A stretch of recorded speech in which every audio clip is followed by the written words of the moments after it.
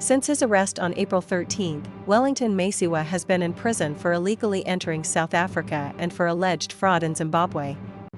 Zimbabwean opposition activists believe the South African authorities are colluding with Zimbabwe's ruling ZANU-PF party to extradite a vocal critic of the Zimbabwean government from South Africa to Zimbabwe. Wellington Masiwa, aka Comrade Nyokayemabhunu, has been detained in the Johannesburg Correctional Center since he was arrested on April 13 for illegally entering South Africa and for alleged fraud in Zimbabwe. Before that, he was held and assaulted by unknown men in an unknown place.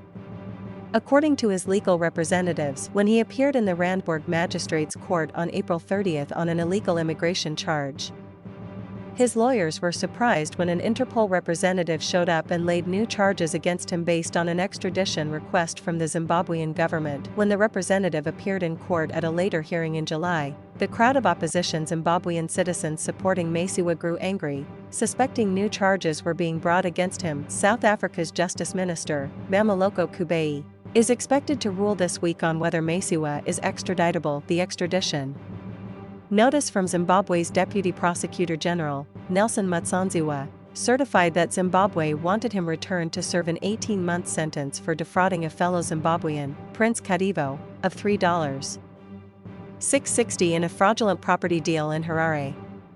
This request is not being pursued for political reasons or any ulterior purpose, Mutsanziwa insisted. However, there are many anomalies in the case which cast doubt on Mutsanziwa's assurances.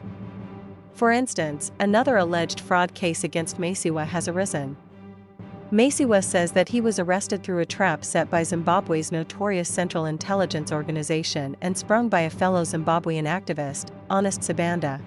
This appears to be another name for Honest Shumba, who has formally charged Masiwa with cheating him of sum R24,000, which he paid Masiwa in Harare in July 2024 for a couch which Masiwa never delivered. Masiwa flatly denies the deal and says he was in South Africa when the transaction allegedly occurred. Masiwa's attorney, Ujeshni Govender, told Daily Maverick the prosecution had been unable to produce bank statements to prove Shumba paid this money into Masiwa's bank account. The Zimbabwean government has not mentioned the Shumba case in its request for extradition. Masiwa, his lawyers, and his opposition comrades believe the Shumba incident was invented to strengthen Zimbabwe's case for his extradition.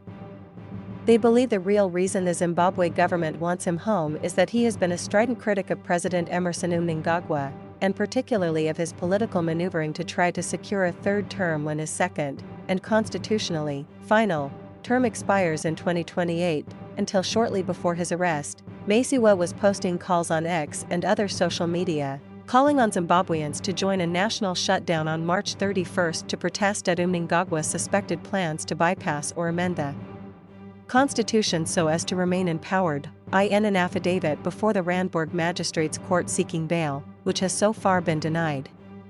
It had been an important instrument in protest news in Zimbabwe. Masiwa said he was opposed to the campaign for the extension of Mnangagwa's presidential term, which had come to be known as 2030 by ZANU-PF.